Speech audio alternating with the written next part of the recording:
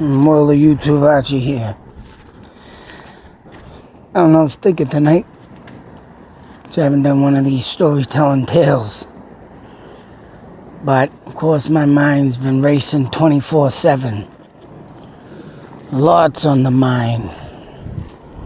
Trying to fucking deal with my personal problems. Trying to get videos up.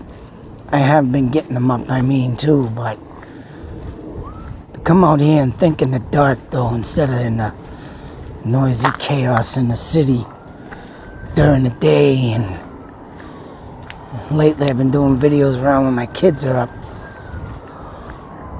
I'm glad to get out what I've gotten out,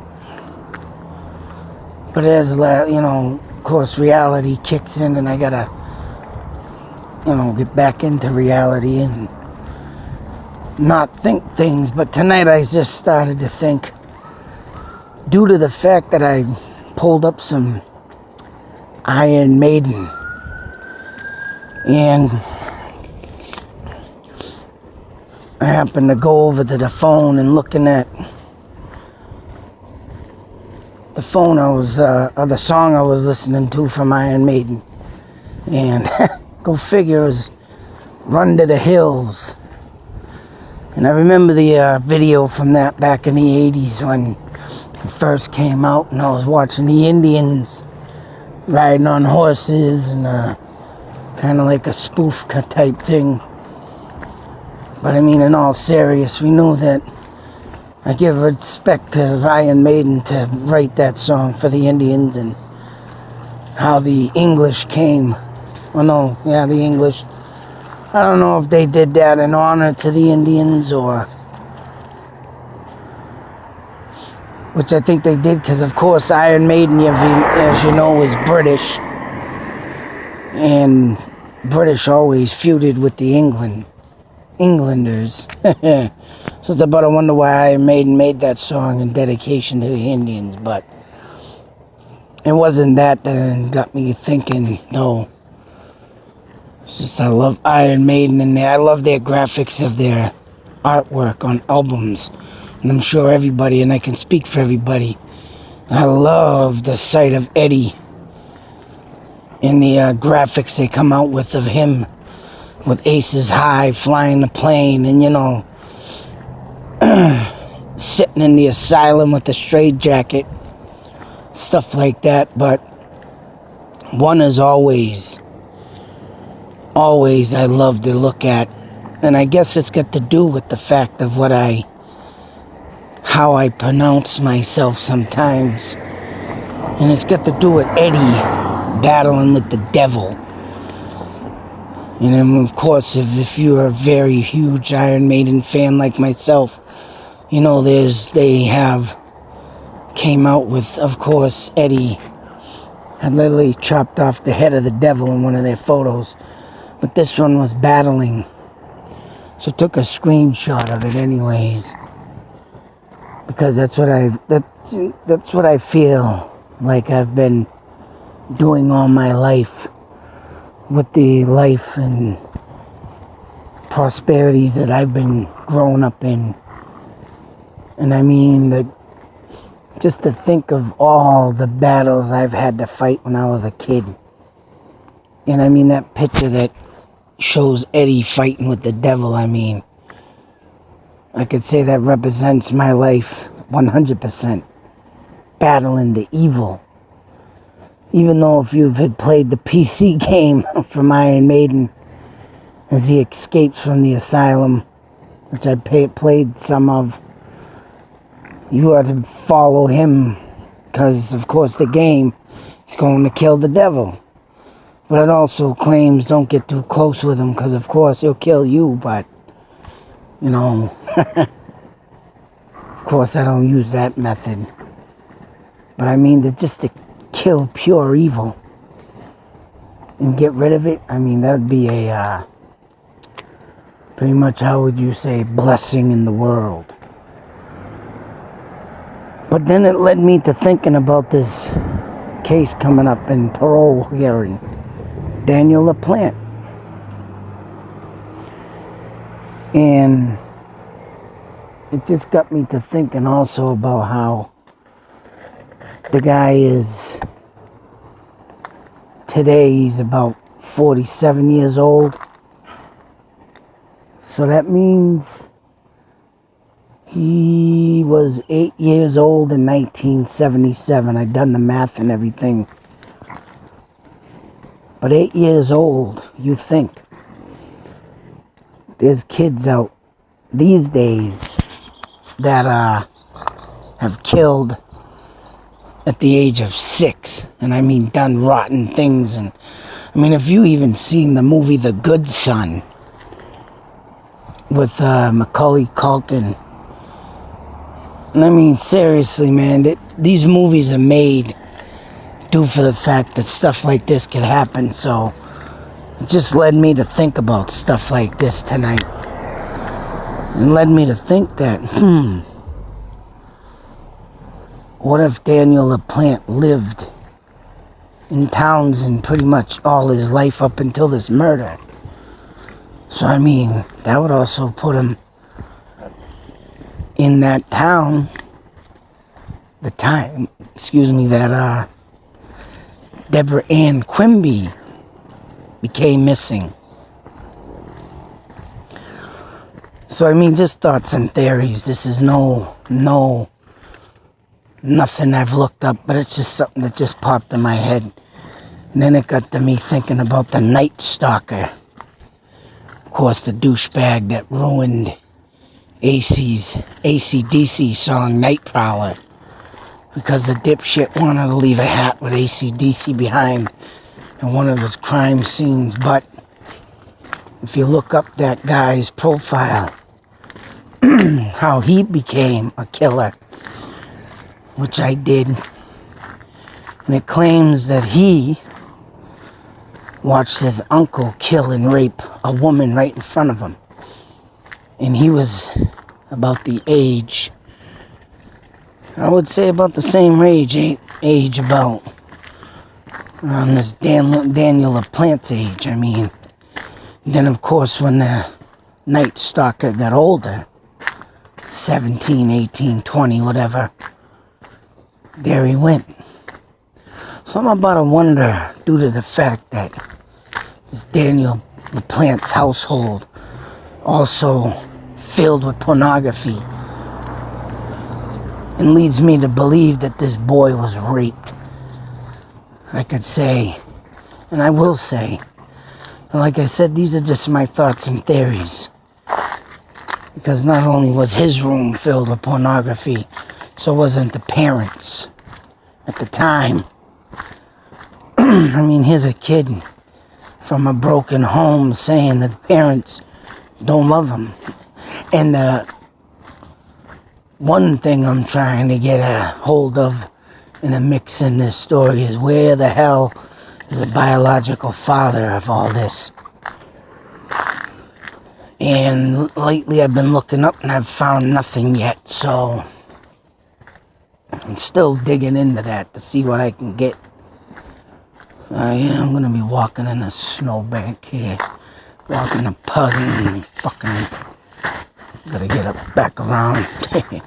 I'll figure out I'll walk through this shit. But anyways, yeah, like I was saying, I got to believe if the stepfather had an evil streak, maybe, or even if the father had an evil streak, and Mr. Daniel maybe caught some eye of his father doing something, just like the Night Stalker's uncle. You know, something in them means. And where an 8-year-old boy grows up in a lifestyle, and obviously he grew up real quick, because if you think about it, 17 years old, robbing, stealing, breaking into houses, and then it all leads to murder and rape. I think I forgot to mention that in my last one, but he also raped this woman. So I mean, all these things lead to, the past of who does what. know what I'm saying? You think about it. A lot of these killers do things. And I'm about to wonder if he looked up, and being 8 years old, maybe looked up that 1973 murder, or even heard of it, of the teacher being killed and raped. So, you think about it, then it happens on the same street that this teacher in 73 gets killed. And then another teacher that lives on the same street gets killed by laplante. And that leads to the question of Deborah Ann Quimby. Who knows what this boy was doing all them years if he was a full-time resident of Townsend. So that's something to think about. They never did catch that killer. I don't think they ever found that body either of Deborah Ann Quimby. But yeah, go figure. And who knows? You know, I got my theories of the 1973 murders. And that's like, what you should say, like the Boston Strangler. They claim he didn't do all them murders. He did have some murders under his belt, but they weren't all of them. So I mean, and then he writes out something about, you know, being in jail or about and stuff like this. But I mean, where he's talking about, yeah, man, I gotta go back this way. The Boston Strangler's talking about, am I in jail or am I out? So I think that poem that he wrote before he died in November of 1973 was a sign that he wasn't the original, he was not the original Boston Strangler. And I'm about to wonder if the original made it out to Townsend, Mass.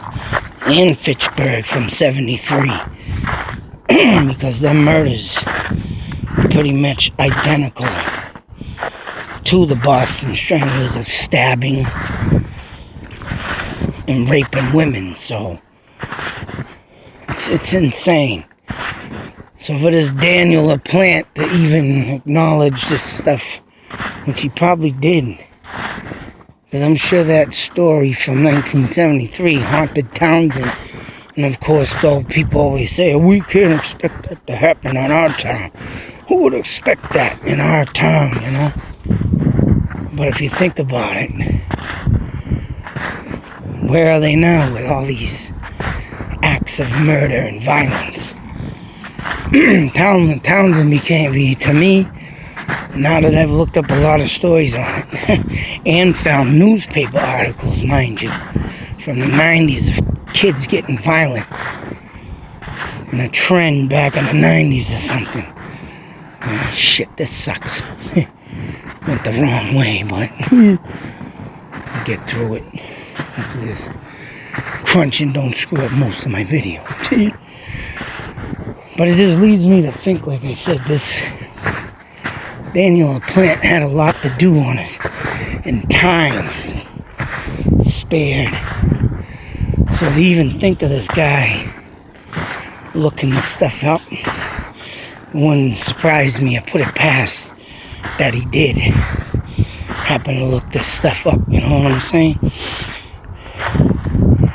And the Deborah Ann Quimby thing, I'm about to wonder if they're either that 1973 killer did it, or maybe, just maybe, what about Daniel LaPlante's family, or even father at that?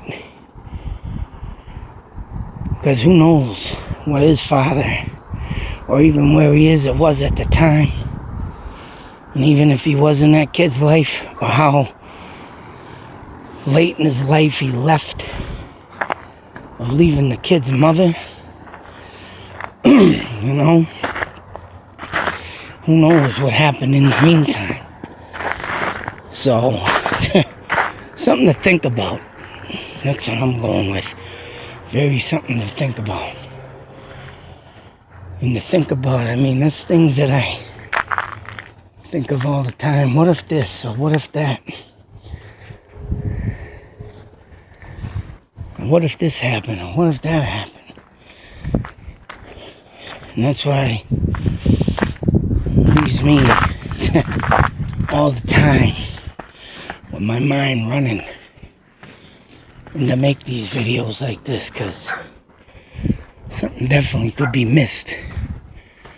And investigators, I tell you, they miss a lot of shit back in the day. You know, for one, it's because of the fact that they, you know, didn't have the proper investigation tools and stuff. But, you know, when there's evidence that gets discarded or thrown away, you know, that's insane. People shouldn't be doing that. And I've read a lot of cases that have done that. Well, that's irrelevant. Throw that away. We can't use that. Throw that away. So, who knows what stuff has been thrown away from all other cases. And it's just sick to say. And there was something. What was the case I was looking on? Oh yeah, the 73 murder of the Berry woman. But someone wrote back to me on that, and they've been meaning to get to that one. But supposedly someone from the town of Berry was having an affair in 1973 and happened to rape and murder the woman or something. And they had DNA, but somehow that DNA got lost or couldn't be used. Sick. Just fucking sick. So, but anyways, I thought I'd share that. A little bit reminiscent in time about some sick, twisted bastard that, hey, if he lived in the town of Townsend for all these other murders, which, like I said, he'd be 8 years old in 77. Who knows?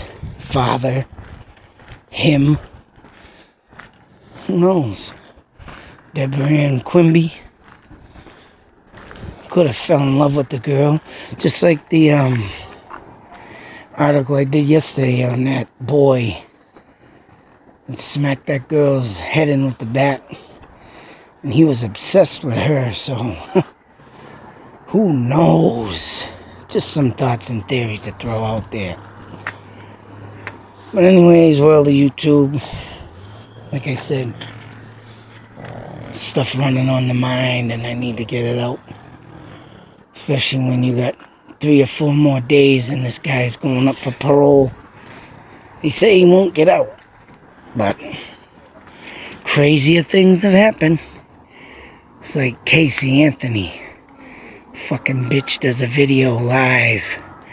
And what does she say? Oh, I don't lose no sleep over it. Of course you don't. You got rid of the problem that was in your way in the first place. You sick fucking bitch. Other than that, on a lighter note, I see that Venus has made a disappearance. I haven't seen that damn star beaming out no more. It must be further down south or something. Been coming out here every night looking for that sucker, but haven't seen it yet. It must have season changed. Must be moving down south, so damn it. Wanted to keep an eye on that sucker, but other than that, world of YouTube, once again, be safe, take care. Until that next video, don't know what's coming out of my mind. Got a lot of shit to do. Investigating. Love a mystery. Love to solve them too. Out.